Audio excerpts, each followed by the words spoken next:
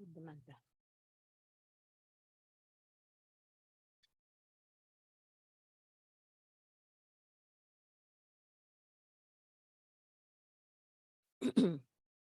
Om Bhadram Karnebhi Shrunuyama Devaha Bhadram Pashye Mokshabheya Jatraha Sthirairangaistuষ্টuvagum Sastanobhihi Vyashema Devahitam Yadayuhu Om Shanti Shanti Shantihi. Om, may we, O gods, hear with our ears what is auspicious. May we, O worshipful gods, see with the eyes what is good. May we, strong in limbs and body, sing your praises and enjoy the life allotted to us by Prajapati. Om, peace, peace, peace. So we are coming to the last chapter of the Upanishad. And it's almost whatever has to be told, the Upanishad has taught us. And it's the ending. It mainly describes about the state of a Brahmagnani, the knower of self. Is his experiences, the immensity, the vastness of his experience, and what we gain by adoring such persons. So the first mantra.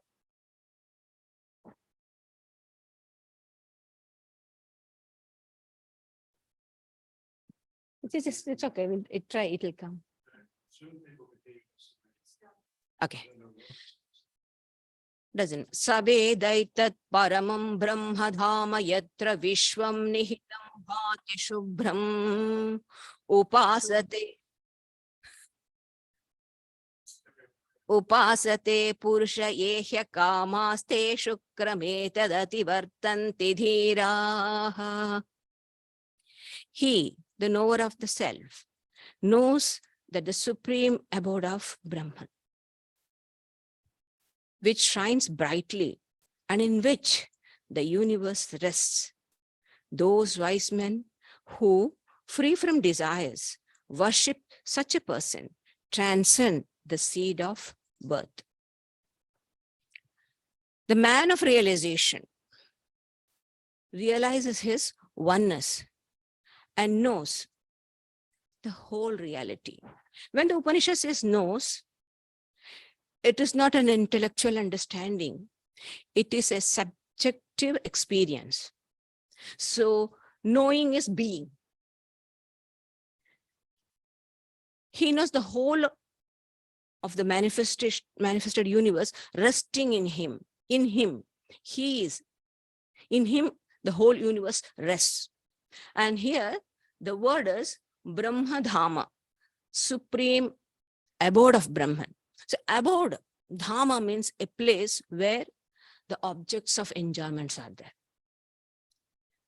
Does it mean to say then Brahman experience is somewhere in place and time? No. Here Brahma Dhama means because Brahman is a substratum on which all the enjoyments, all the objects of enjoyments are superimposed. Hence it is called as abode of Brahman. And whatever be the object of enjoyment, be it subtle or gross, everything is superimposed on Brahman. Yet it says Bhati Shubhram, shines brightly. That means whatever the object may be, everything is revealed by Brahman, because Brahman is the consciousness, underlying consciousness, which reveals the whole of the manifested universe. No Brahman, no universe. But there cannot be such a thing called as no Brahman at all. So all the manifested universe, so there is good, there is bad, Brahman reveals everything. But Brahman is not contaminated by any of it. We have read in the Upanishad, isn't it? Katha Upanishad. Suryo yatha sarva lokasya chakshur. As the sun, which helps all eyes to see, is not affected by the blemishes of the eyes or the external things revealed by it. Hence, Brahman is always pure and shining. So he feels his own nature, his own Atman, his own realization, himself as that supreme reality, which is a substratum of the universe in which the human universe rests. Look at the experience, the depth of the experience, the vastness of the experience. It's not, you might say it's what a utopian ideas. How can a puny little creature understand or realize oneself as the immense reality? But that's called as non-duality, Advaita. In Advaita, there is not a speck. Like, for example, when we desuperimpose the snake from the rope, we see the whole rope. It's not, you can't say, Mataji, I saw a bit of tail was there in the rope. No, the whole of rope is rope.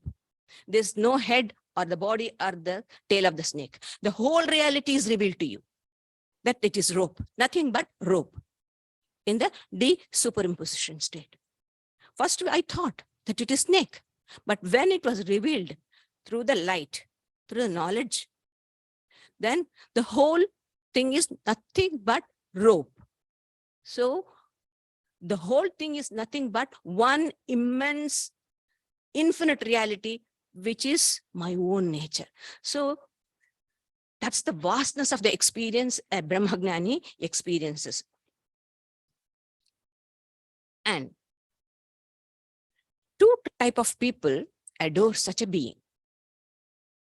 We have the worship of saints in Hinduism. We adore them, the guru or whatever you may call them, we adore. There are two types of people. One is people who want enjoyments, wealth, all sorts of desires. So they adore. The sadhus, especially in India, you can see the Marwadi community. They have a great devotion to the sadhus. They spend a lot of money on the sadhu seva. Why? All because they will gain material benefits. Because the scripture says, when you serve the sadhu, you get material benefits. When you serve gods, you will get swarga, life after, enjoyment, life after death. These are the two rewards that karma brings. So if with desire, if you worship, adore the knower of Brahman, of course you will get it. But it's like going in front of a king and asking for some pumpkin and eggplants. When you can get, the word says, a person who is free from desire, that is people who have exclusively spiritual progress as their end. They want spiritually to be progressed, so they have no desire for anything material. Such desireless people, when they adore the knower of Brahman, it says, such a person transcends seed of birth. That is, what is the seed of birth? It's the desire, ignorance, karma. Again and again it brings back to same. Jayasva Mriyasva. Being born, dying, birth and death, birth and death. Constant, this chain is going on. Somewhere you have to break it. How? It's only through desirelessness. Holy Mother says, Nirvasana hole mukta hobe. If you have nirvasana, you will attain liberation. And she says, even if you have a desire to eat a sugar candy, you will be back. Because it's the desires that form the mind. The mind holds to these desires and persists, exists, survives. Its survival is on the desires. So when you become desireless, the mind is threatened. It's going to face its extinct. So no desire, no thought, no mind. And no mind is realization. Because what is that which is stopping between? It's the mind. And what's mind? Time, space, and causation. So these are the things, everything. So desirelessness means so many things are there in it. And such a person transcends the seed of birth. The second, were you able to get it? Anyway, kamanya kamayate manyamanha sa kamabhirjayate tatra tatra paryapta kamastu kritatmanastu ihaiva sarve praviliyante kamaha. He who, cherishing objects, desires them is born again here and there through his desires. But for him whose desires are satisfied and who is established in the self, all desires vanish, even here on earth. This paryapta kama is a beautiful word. The objects, they may be earthly or heavenly. So the desires are like, in India, we see the bullocks are dragged by a rope. They put the rope in the nose and then just drag. So desire is the noose. It just drags the soul here and there. So we become victims. We become vulnerable at its hand. And it takes us, whichever species we have, the type of desire, we go here and there and be born. We take up those bodies to enjoy those things. But for him, paryapta kama, whose desires are satisfied or whose longings find consummation in Atman. Atma kama is akama. One who is dedicated to Atman is desireless. So desirelessness comes out of our identity with the Atman or our dedication, nishtha, atmanishta, what we call. The dedication or devotion to the higher self, our higher self. So only through knowledge and the realization of the ultimate reality or truth does the objects of desire cease. In the Gita, Shri Krishna says, Rasavarjam rasopyasya param drishtva nivartate. For the time being, Rasavarjam, we have kept ourselves away from the objects of desires. They do not come and tempt us. We keep it away. But that rasa is there. It is the sum totality of the past lives. It's still there. Even that will vanish when the Supreme is beheld. So that is how the Gita puts it. Even that longing ceases when one realizes the Supreme. And this desirelessness does not come all of a sudden. Overnight, you cannot attain this state of mind. It's a gradual process. And supposing if you see anyone absolutely desireless and dedicated to spiritual practices or spiritual values, know for certain they have gone through all the troubles and in the past birth. They have been working. They have worked on it and they have attained. Sri Ramakrishna makes a very funny story. He says, a certain man morning got up and had a glass of wine and he became so intoxicated that he fell. People were amazed. How come just with one glass of wine could he become so drunk and fall? And somebody said, come on, the whole night this fellow has drunk. That is why early morning he had his last course and that's why he fell. So in that, you can say, how can this person is having so much of vairagya in this life?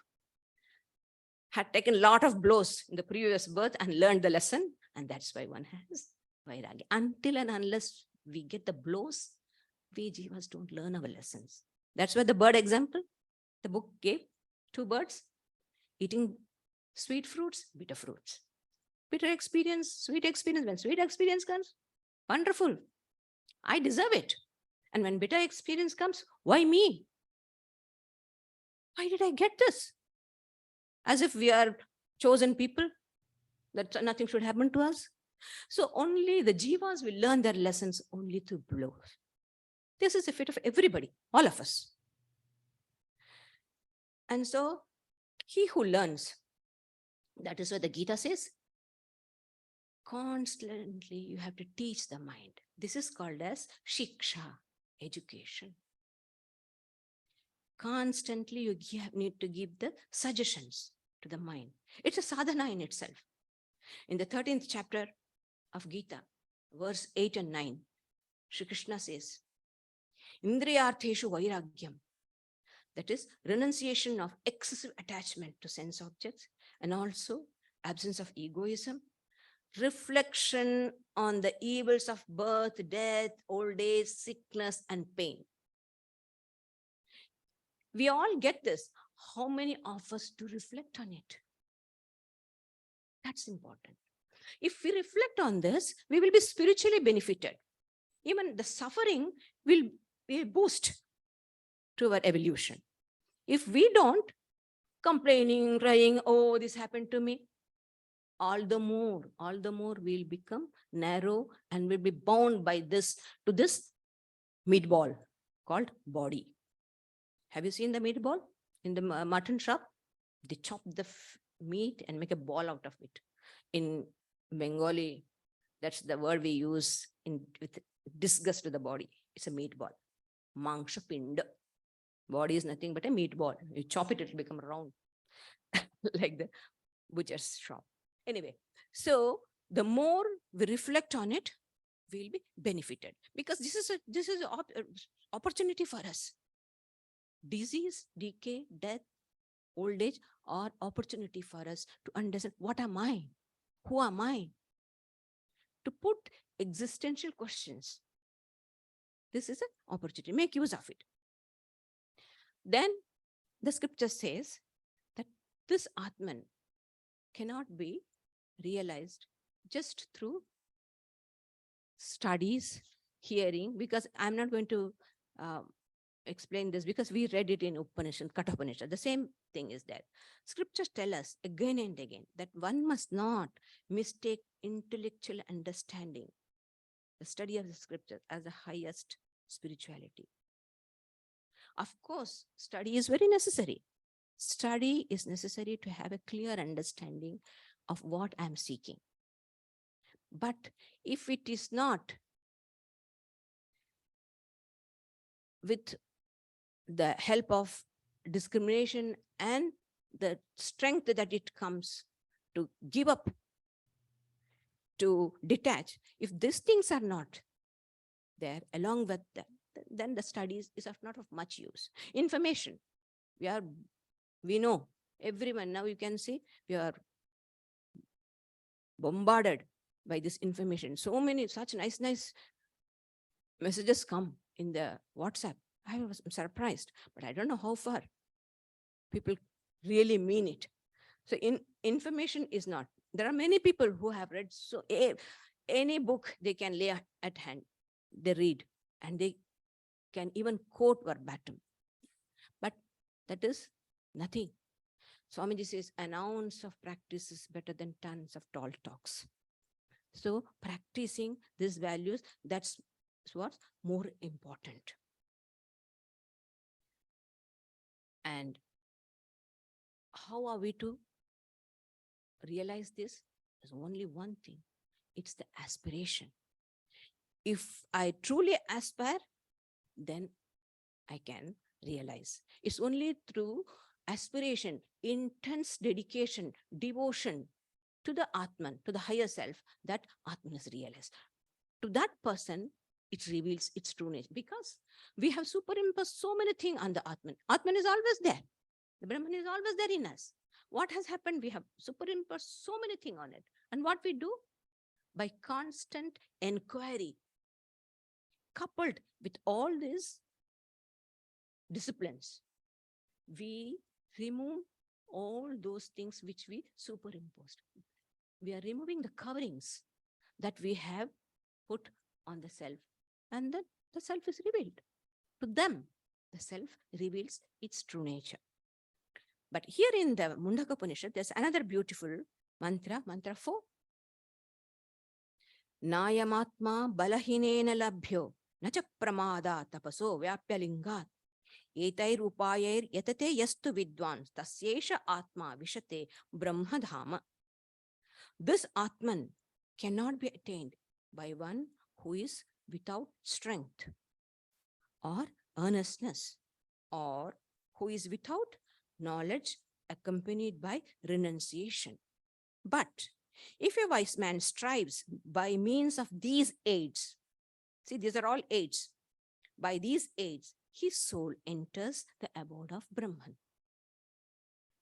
So one who has no strength cannot attain the Atman.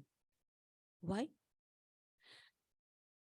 The realization, our evolution, the realization of Atman entails a lot of responsibility. So we need tremendous strength at all levels: physical, mental, emotional, and spiritual. So the scriptures have three types of strength: Bahubala, Buddhibala, Atmabala. Bahubala, we want strong body. If the body is not strong, we cannot sit and meditate for a long time. So strength of the body is very necessary, but that's not all in all. And then Buddhibala, right understanding, clear understanding. The Buddhi, sharp intellect. Kshura Buddhi, Ekagra Buddhi. When a sharp intellect is necessary. So how do we get the sharp intellect? By constant reflection, studies, inquiry. Then the mind or the Buddhi attains sharpness.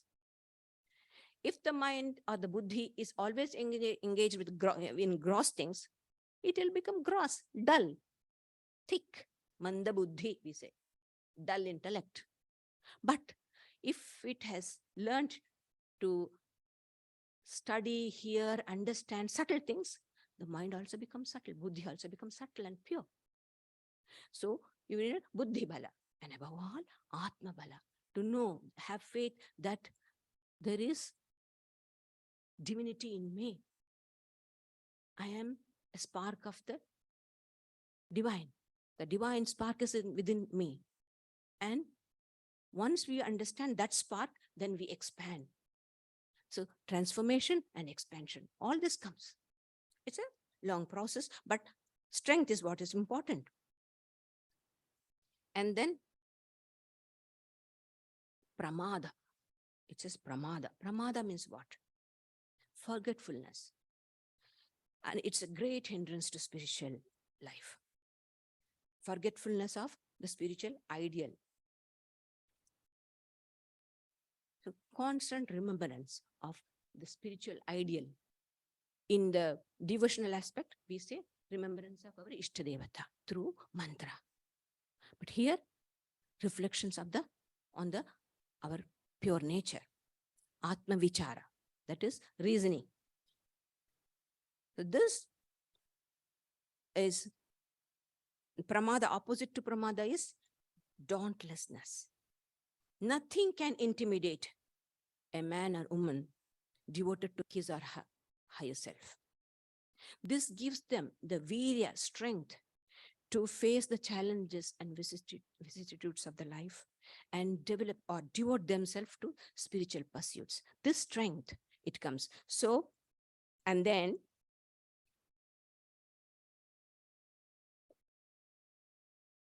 alingat, that means to say here, Shankara, it's a typical word, calls it, that is one who is not devoted to knowledge accompanied by renunciation.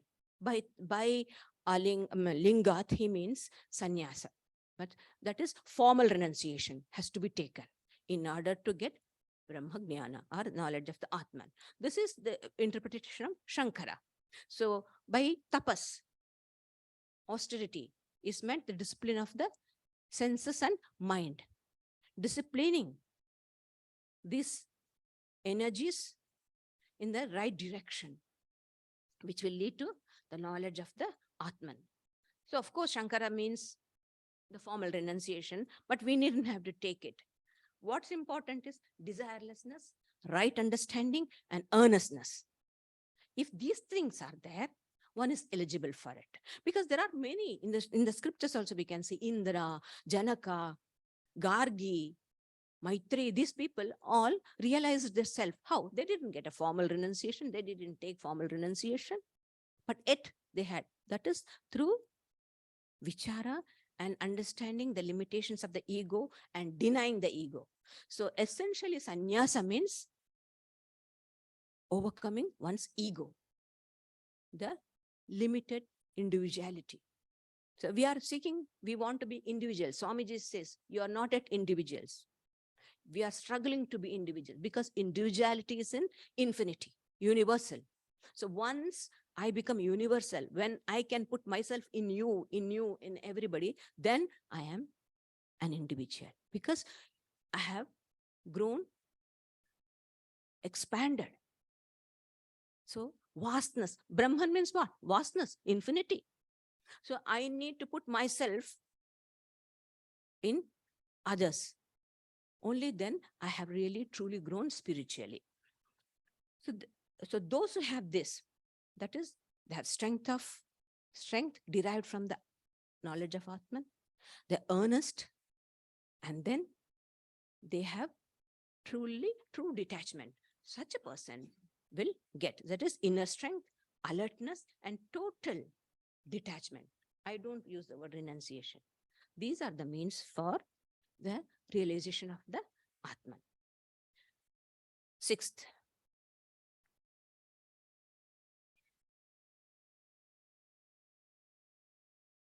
Vedanta Vijnana Sunishchitarthaha Sannyasa Yogat Yatayak Shuddha Sattvaha Te Brahma Lokeshu Paranta Kale Paramrita Parimuchanti Sarve.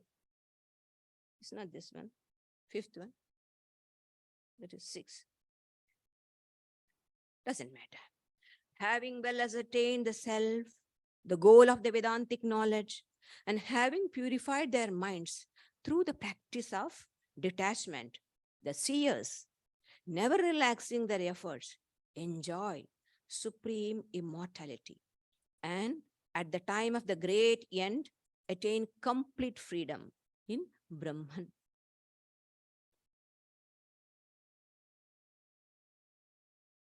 Those seers who are well established in the self, I am the Atman, I am the pure self. I am not the body, I am not this mind, I am not the intellect, not the one which says I. I am the infinite, immutable, non-dual reality. This knowledge, one who is established in that, and that's the purpose, that's the sole idea of the Vedantic studies. And when purified, along with, as I said, told you, with self-enquiry, along with that practice of discernment, detachment, they are the two wings of the bird to fly on this space of Brahman. And the tail is aspiration. Discernment, detachment, and aspiration. A bird needs 2 wings and a tail to fly in this space. So Brahman is like space. In that, flight of alone to alone is done with these wings of discernment, detachment, and aspiration. So this is purified. So naturally the mind is purified, constantly practicing these things and never relax. Yataya means yatnashila, one who puts all the effort. Effort is needed. Purushakara, self-effort is needed in Vedanta. Sit in the corner, in time I will realize the Atman. Yes, Shri Krishna has said, Kalena Atmani Vindati. Yes, in time the Atman is realized. So I will sit in a corner and sleep and expect the time to come and wake me up. No, time will come. That's called as death. So before that, I need to use my psychophysical organism in order to break this cage called this physical body and fly free in this Mahakasha. So they are always at work.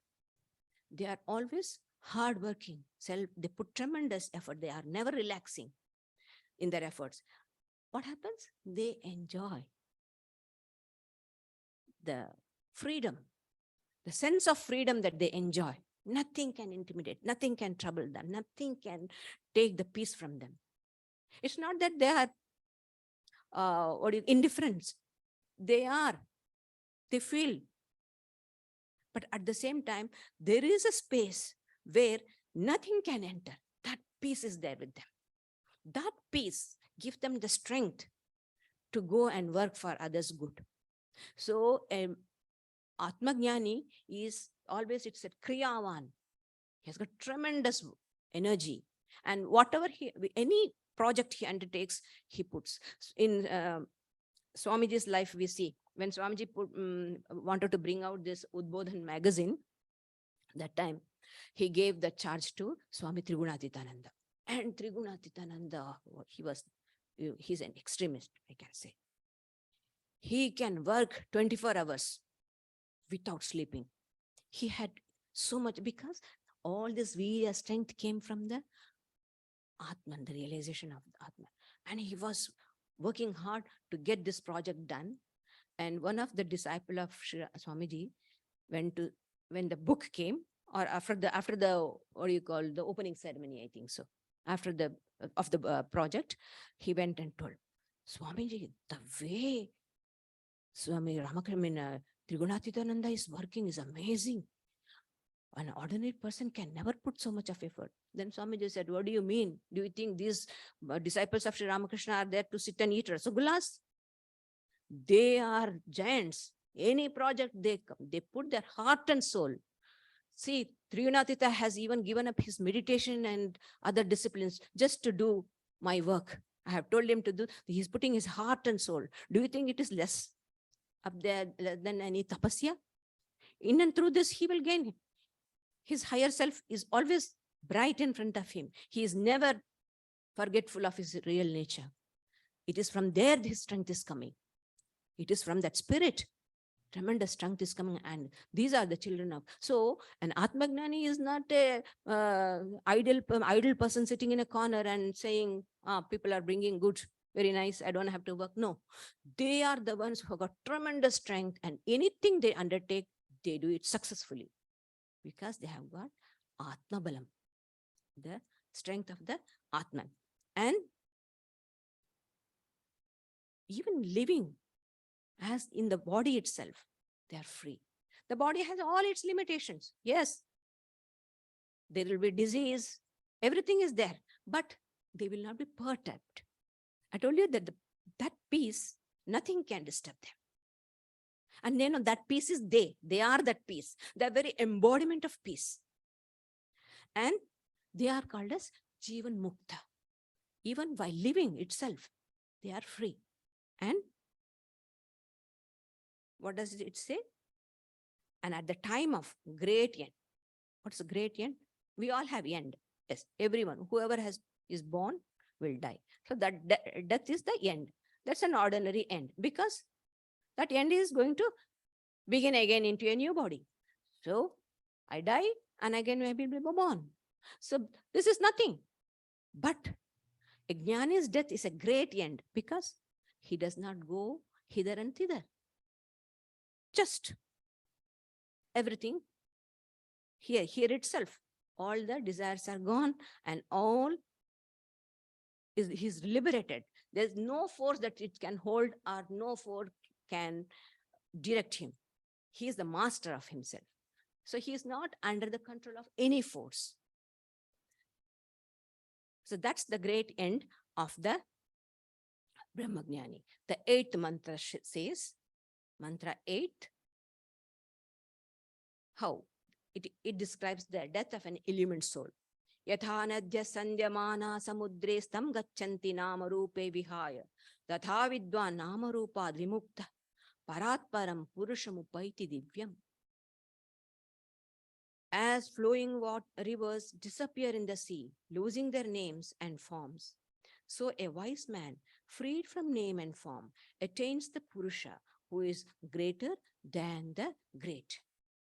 We all know the river, the water evaporates from the surface of the ocean and rises into the atmosphere, cools and condenses into rain and snow. Then they get a name called as river when they flow into the mountains, and then they fall again into the river, ocean.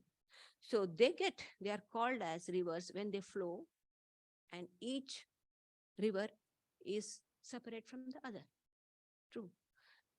The mineral nutrients of different rivers depends upon the land through which they flow. The Ganga has a unique properties. You can keep the Ganga water in the bottle for any number of years.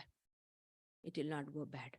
It will not get scum or what's that, the green thing. It will never happen. We keep years and years Ganga water in the copper vessels. There's a tradition in Hinduism that when a person dies, we put Ganga water in the mouth. So we always get waters of Ganga water at home and keeping it in copper pots. Why? It won't go bad. So there is something in the Ganga water that keeps the water pure always. It won't smell, it won't go bad, no worms will come, nothing. It's pure water. And even the rivers have got different, ideas associated with them. Like, for example, Ganga. As soon as you say Ganga, Lord Shiva comes into memory because it is associated with Shiva. Himalayas. And Yamuna. Yamuna is associated with the Leela of Krishna. And Saraswati, the Vedic culture. So like this, they have different properties and different ideas, all that are associated with them. But when they mix in the ocean, and then again outside India, you have got Thames, you have got Mississippi, you have got Nile. So many rivers are there in this world. And all those rivers mingle their waters in the ocean. Then you cannot say this is Ganga and this is Yamuna or this is Mississippi or this is Thames. No, nothing. Everything is one homogeneous, vast ocean. So in the same way, with clear reasoning and discernment, or proper analysis, self-analysis, with consistent meditation, consistent and constant meditation, aspirant will realize that he or she is essentially a spiritual principle. And that all this delusive matter that I am pervaded with or I am enveloped with, they also function with the blessings of my divinity. This idea he gets. Even for the body and the mind or the intellect and the ego to function, I am the basis. Sri Shankaracharya in his Vedanta Dindima, he sings, Niradhara Swarupoham Sarvadharohamevacha. There is no support for me. Nothing can support me. I am the support of everything. What can support infinity? I'm so vast. I'm infinite. To support me, there should be another infinite. And there cannot be two infinity. So, but I am the support. I am the substratum of all this manifested universe. This idea comes to the man of realization. Then he attains the Purusha who is greater than the great. Great is Ishvara, Saguna Brahma. Like we, the devotees of God, we reach the great, that is our Ishta.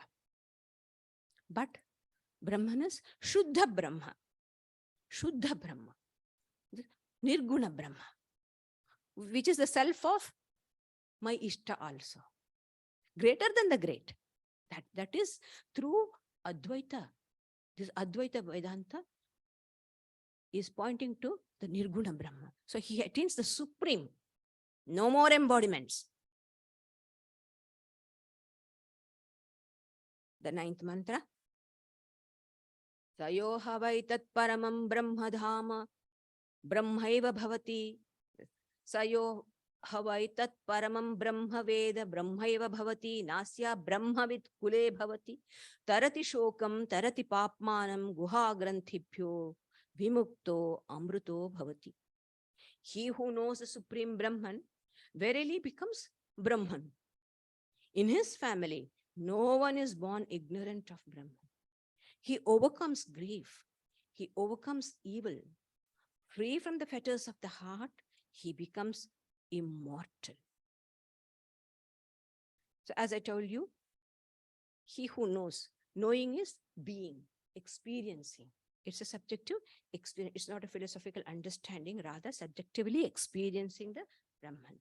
One becomes Brahman itself. Not that you become something new, something you became. Not that. We are always Brahman.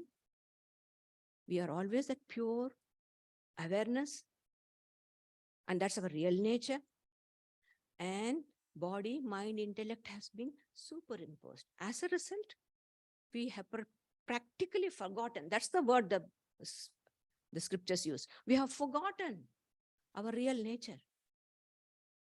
We, the children of immortality. Swamiji said, Amritasya putraha. Allow me to call you as heirs of immortal bliss. In his talks, Chicago lectures, he says. So we are the children of immortality, immortal bliss. So we have forgotten completely. And how are we behaving? Like creatures.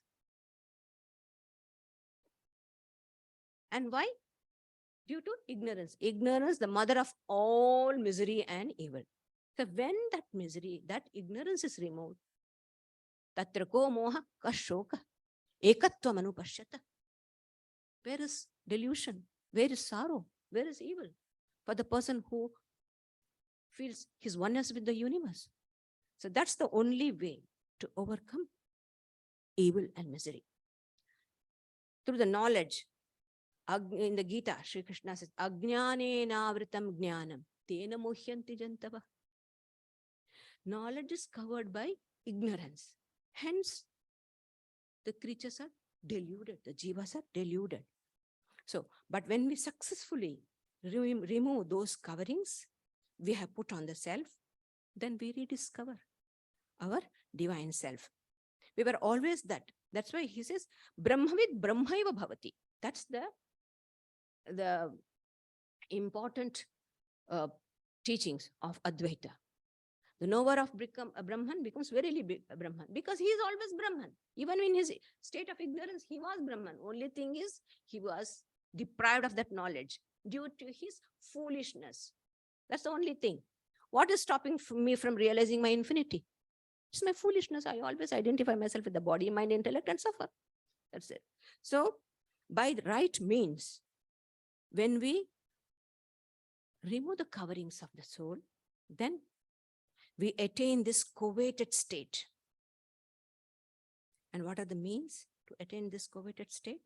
Truthfulness, knowledge, continence, alertness, steadfastness to the spiritual pursuit.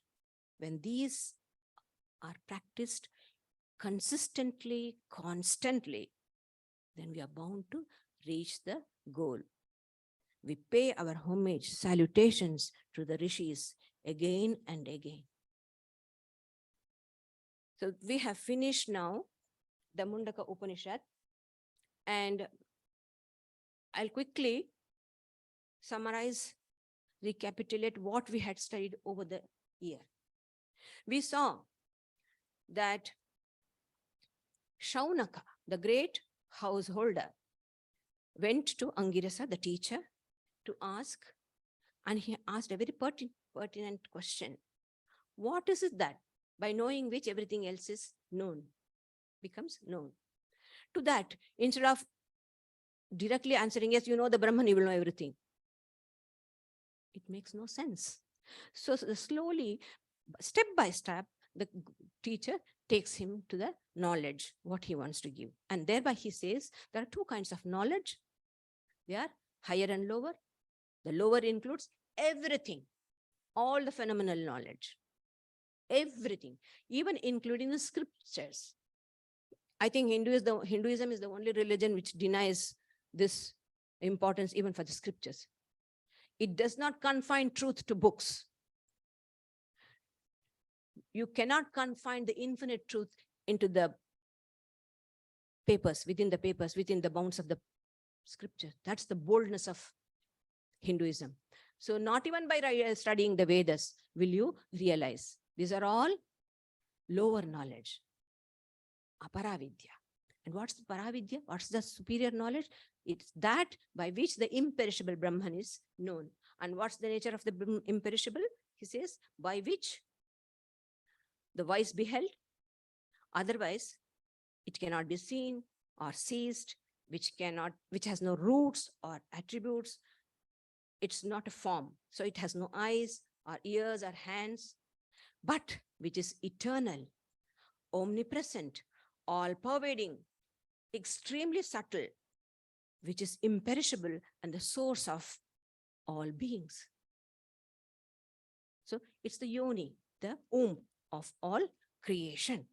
So how does this creation come? So the scriptures gave us 3 examples. Remember the spider example, spider and the web, and then the plants growing on the earth, and the hairs growing on the head and the bodies of the living man, thereby showing that the spider brings forth the web thread from it, and then it takes back. So the universe has come from Brahman and it goes back into Brahman. But this shows that there is a purpose, because the spider spins its cobweb because it wants food. It wants to attack its prey. So has Brahman any ulterior motive in manifesting this universe, in projecting this universe? No. That is why it says, just like the herbs and plants come on the earth, this whole universe has come. Purpose, I'm saying, Fred, last time you had this doubt. From the standpoint of Brahman, there is no purpose in the creation. But from the other scenario, which we are here, from the creation has meaning, because nature is there for the unfoldment of the Purusha. For my unfoldment, the whole nature is giving me teaching, lessons. I draw my lessons from them. That is why it has meaning for me and you, not from the standpoint of Brahman, because Brahman is always self-fulfilled. He has no akama, no desires. It's just a expression, self-expression. He expresses himself, his joy. And then we may have an idea that is Brahman an inert thing like the earth? No. It is very awareness, consciousness, because on a conscious living entity, living man, the hairs grow, and we do not put any effort in growing our hairs. We have never seen anyone putting effort to grow the hair. It's natural, spontaneously it comes. So creation is a spontaneous expression of Brahman. So this is how it says. And then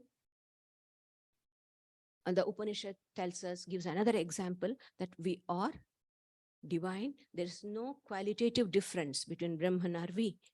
We are like sparks, and Brahman is the fire. There's the blazing fire, the sparks come out of the blazing fire, and it goes back to it. So from the imperishable Brahman we have come, and we go back to, this is another truth we got from the lesson we learned from it. And the Upanishad gives us an help of Pranava. Take the Pranava or the Omkar as the bow, and our mind, our ego, or this reflected consciousness is the arrow, and our target is Brahman. So this is an simile it gives to help facilitate meditation. And then the Upanishads are very careful. This is only chance for you. In this manifestation, you have got the psychophysical organism, you have got all the facilities. Don't waste your time in vain talks. Tame vaikam janatha atmanam anya vacha vimunchata. Discard all other vain talks. What vain talks you speak and waste?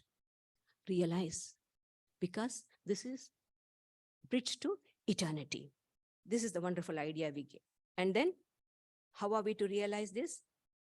Satyena labdhas tapasaya atma, samyak jnanena brahmacharya. So these 3.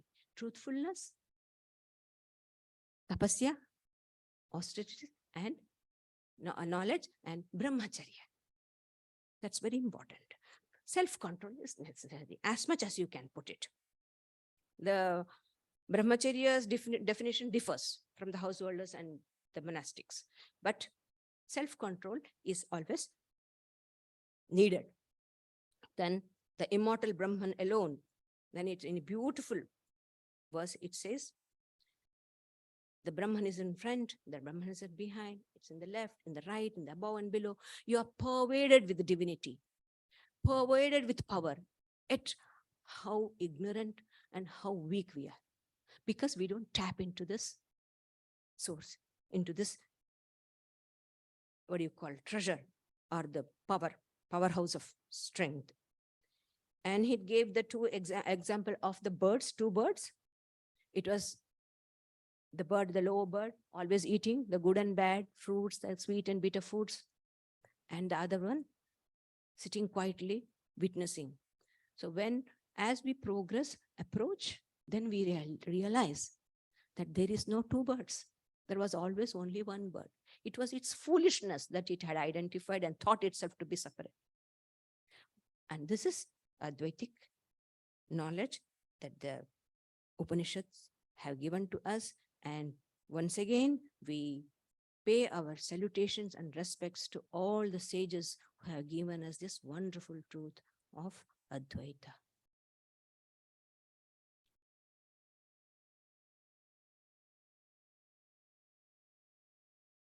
There's a very, just a minute, please. There's a very beautiful verse Swami Vivekananda says in a letter. Kim namarodhishi sakhe tvai sarva shaktihi amantrayasva bhagavan bhagadam swarupam trailokyameta dakhilam tava padamule atmaiva hi prabhavate na jada kadachit. What does it mean? What makes you weep, my friend? In you is all power. Summon up your all-powerful nature, O mighty one, and this whole universe will lie at your feet. It is the self alone that predominates and not matter. So always we need to remember that we are spirit, blessed, eternal, infinite, and not this puny little psychophysical organism. Thank you.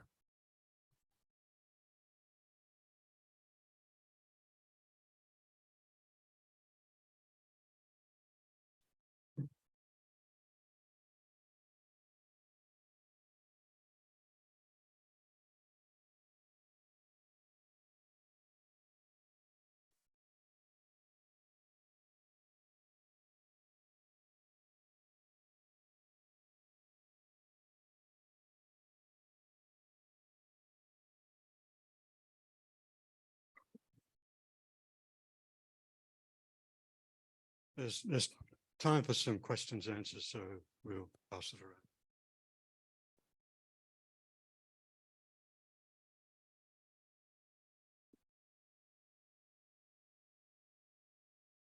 around. I'm reminded of something from the Landmark Forum, now for all its faults and that, and the idea that it's possibly a cult or some sort of a pyramid scheme.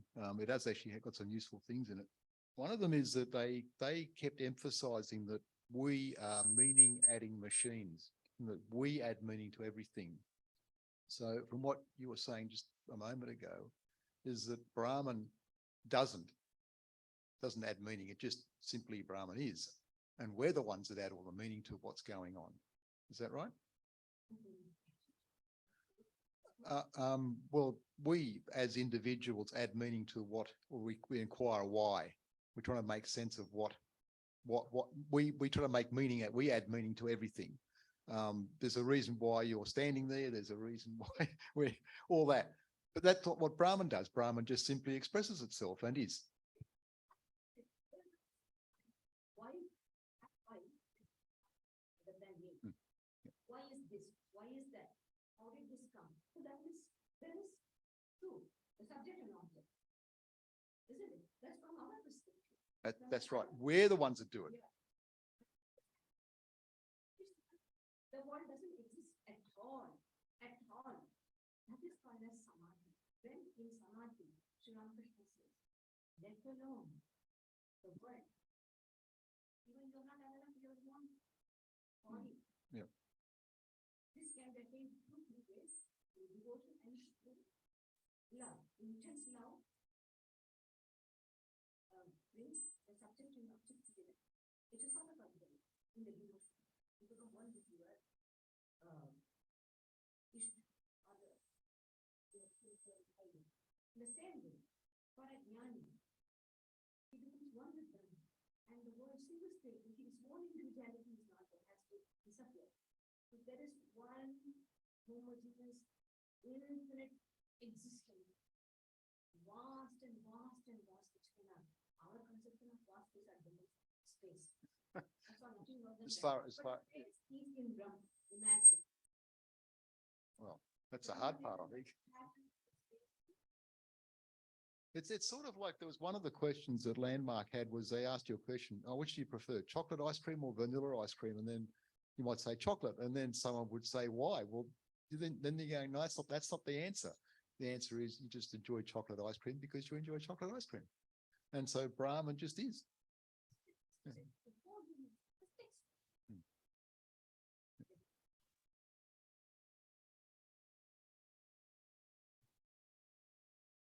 Pranam Maharaj.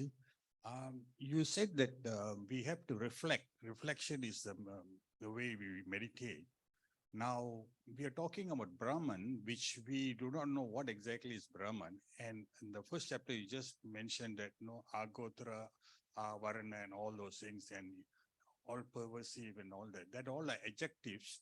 But the problem is, what are we going to reflect on Brahman? Because we don't know what is Brahman. And the thing is it's in the case of Saguna Brahman, it may be easier, but you talk about Nirguna Brahman, is very difficult to meditate, because there's no form. So how are we going to do that?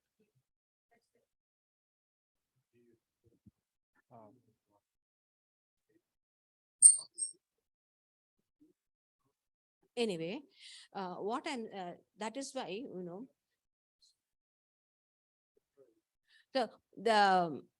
that is why for the practice of Advaita Vedanta, or which postulates, Nirguna Brahman, you said it's difficult to meditate on. How are we to meditate? This attributeless, and that is why once for all, if we jump into it, that's what happens, because our minds are gross, they are name and form oriented, so it cannot comprehend. But that is why there is a system, there's a process. You have to go through the Saguna Brahma Upasana.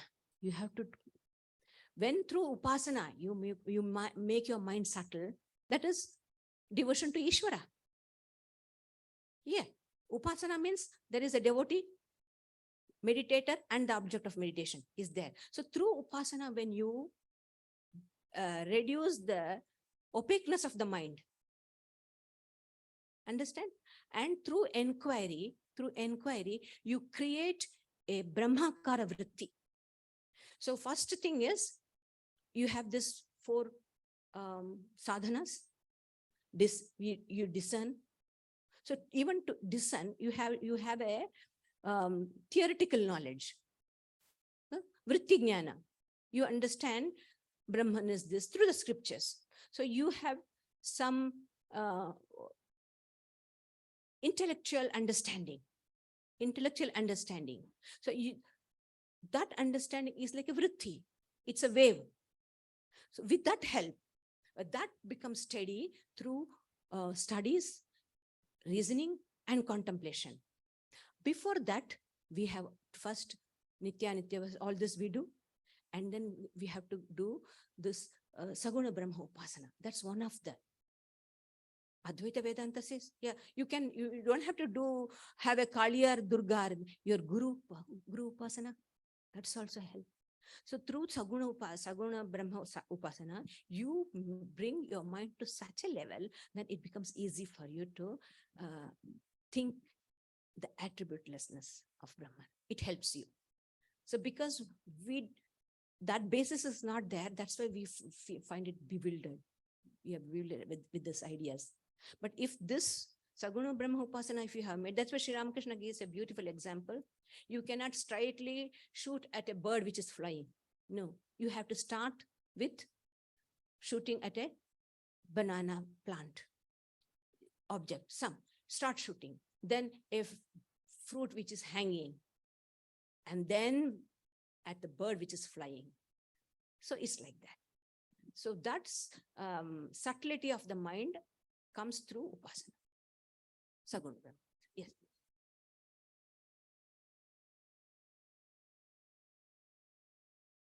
Sridharaprana, really enjoyed your talk. I've got a question. It might be a silly question, but I'm going to ask you anyway.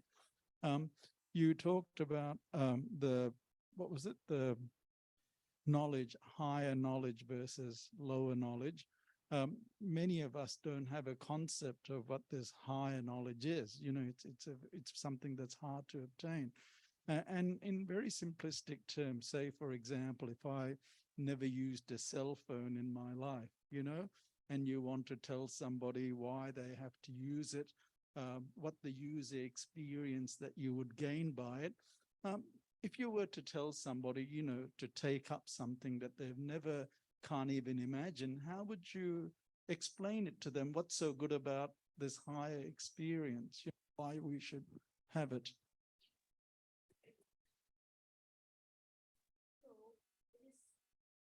Overnight, one cannot realize the higher knowledge. One cannot get the higher knowledge. No. That is why there is a systematic process.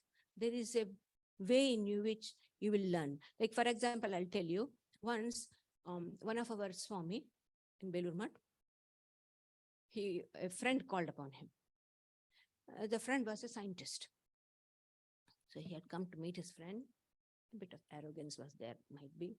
I said, look, you have become a sadhu. He was a friend and he had been studying, and this person took to the life of renunciation. And here he is a big scientist doing research and contributing to the society and other things. So he said, see, I have got this science. I can prove this.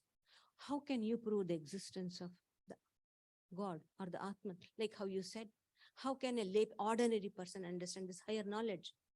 How do you make a person to understand? Isn't it? That's what's the question.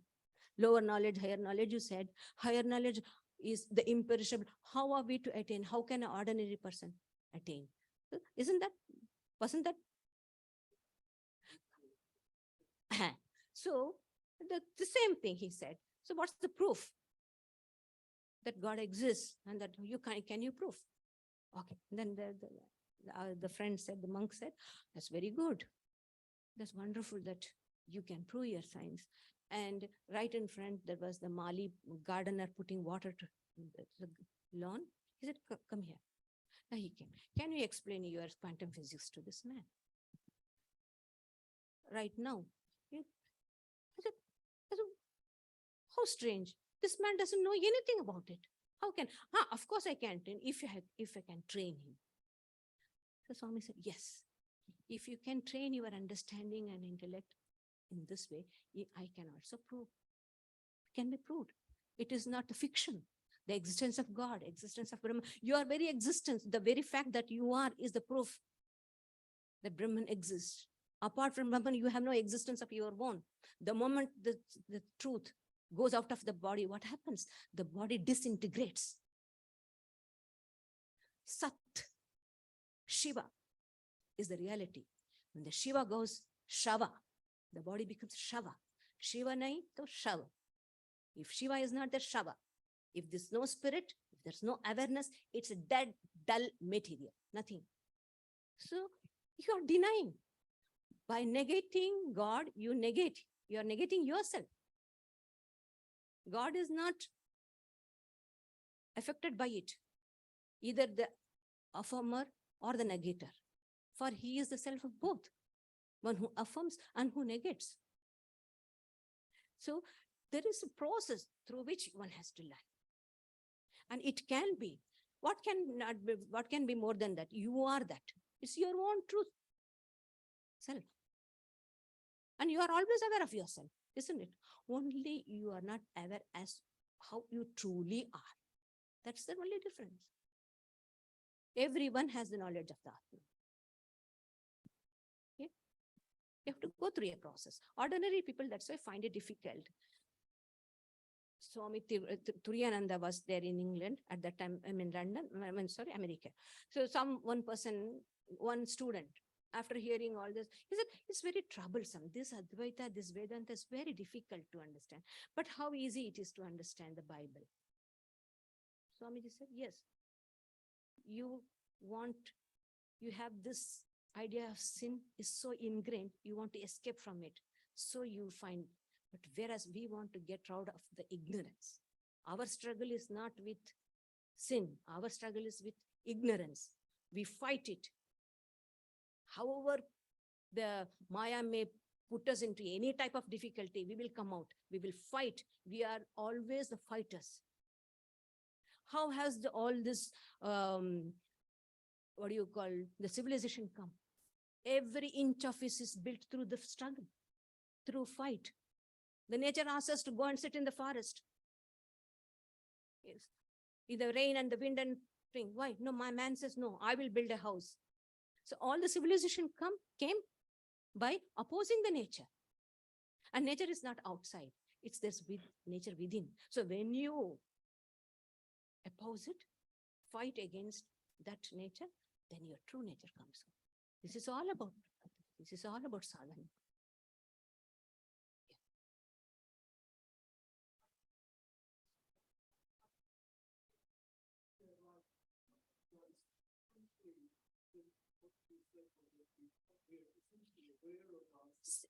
Yeah, what do we get? This is a wonderful question. What do we get from this knowledge? You mean to say the utility of the knowledge? Utility.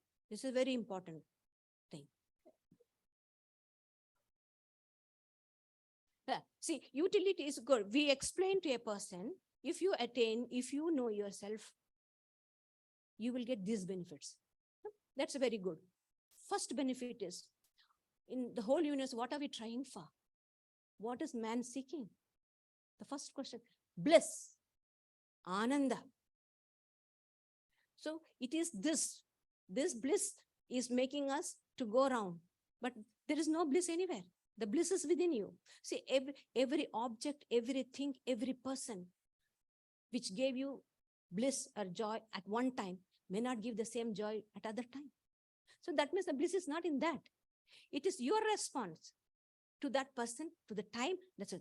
What was blissful to you one time may become really a pain at other time. So things do not, if the bliss was inherent in that object, that would not have happened. So if I am seeking bliss, where else will I go to seek? Go to source. Somebody asked me when I wanted to take to this type of thing, life, don't you want to have a family and enjoy the life? I said, yes, I want to enjoy life, bliss, but I want a greater family. If joy is what within me, then why should I go and seek outside? I will seek it within. Why should I confine myself to a petty small family? I'll become Vasudhaiva Kutumbakam. That happens. It's not just a phrase. It is a fact. Swami Vivekananda, he was sleeping. Suddenly he woke up. With a jerk, he woke up. And he started walking up and down, restless. His brother disciple who had woke up just to go for bathroom, he said, Swamiji, didn't you sleep? Are you not getting sleep? Swamiji said, Pesham, I was sleeping well. Suddenly, I woke up. Somewhere people are suffering. And my heart is feeling it. See how the nerves are so sensitive. Swamiji, that he could feel the suffering of somewhere. There was a earthquake in Fiji, and there was a lot of people had died at that exact time. And Swamiji's nerves are so he could feel the pulsation. So, because his life isn't universal. Swamiji says, You live only when your mind is in universe. Otherwise, you are more dead than alive. Limitation, pettiness is death. Infinity, that is why what's the meaning of all the ethics? We believe in doing good to the people, we believe in doing good to the community. What's all behind? It is you are expanding. And that's the basis of the marriage. You are one, you become two. And then you have kids, Atmaja, born out of me. That's called as the language. Atmaja, son means Atmaja, one who's born out of this body. So you expand. This is the nature's way of teaching you to expand. Then you put your neighbors, your extended family, your neighbors, and the community, and the nation, and the world. If we struggle ourselves progressively, we will be attaining the universal consciousness. So that's the one advantage. That's the one. The second is ignorance.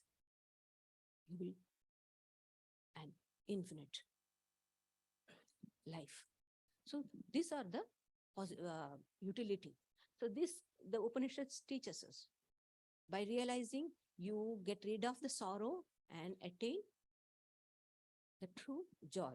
So when we give this, then it motivates the person to perceive in this, to perceive these values and to attain. They will slowly, the idea will go in, but it cannot be done in one day. It's very hard to understand Advaita in overnight. Nothing can be learned. To get a graduation, you have to start from the kindergarten. Only then you get your degree and you go on PhD and you become all that. How many years we have gone through? Step by step. Because we don't go through the preliminary steps, then that's why we feel bewildered. How can an ordinary person can? It's not for ordinary person. Advaita is not for an ordinary person. You need to fulfill certain qualifications. In this very Upanishad, it says, do not teach this truth to a person who has not gone through these descriptions. I just didn't want to, because it means no sense for us. That's why I just omitted those. It says, why? Preparation. Preparation is before. So we don't give importance to the means. The end is so absorbing that we lose the sight of means. But to get the proper end, the proper means have to adapt it. And these means, when we go through, the understanding of Brahman, the reflection and the inquiry into Brahman becomes clear. And that is why we are all studying. We know we will not attain Brahman through studies. Nayamatma pravachanena labhya. We know. But still, why do we do? Because we have to train our mind. That's only the way.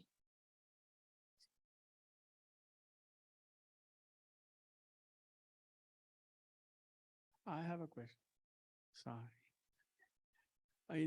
Strictly in Vedantic language and its description of creation, it omits the word creation and instead it only speaks of projection. Is my understanding correct?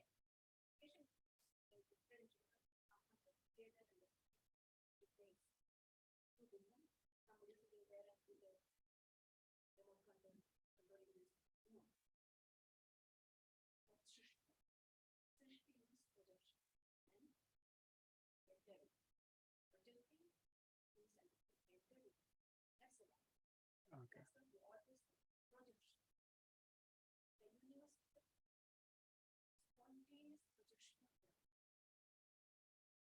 Thank you.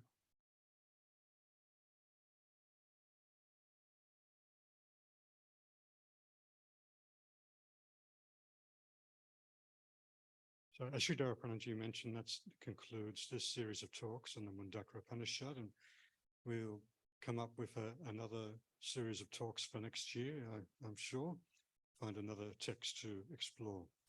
And we have this coming Friday night, the fortnightly Bhagavad Gita class. There's the yoga class on Thursday. Next weekend, we've got the meditation retreat at Dharma. You are most welcome to join us. We'll be going down Saturday afternoon, getting settled in late afternoon. You've got an option. You can stay overnight or come for the day on Sunday. So do let me know if you would like to join us. It's a small group so far. And then the following Sunday, we were to have the Gospel of Sri Ramakrishna talk on the 27th of November. But as all of you know, with the passing of our very dear friend and longtime member, Umrana Ben Mehta, we are going to have a memorial service for her on Sunday, the 27th of November. So you're invited to participate in that. We will give time for people to share their reminiscences, and then we'll all have lunch together afterwards. And we always welcome help with the lunch. So just keep that in mind. We'll start from 11 a.m. as usual for that memorial service, and we can go through to 12:30 or even up to 1 as need be, and then have lunch.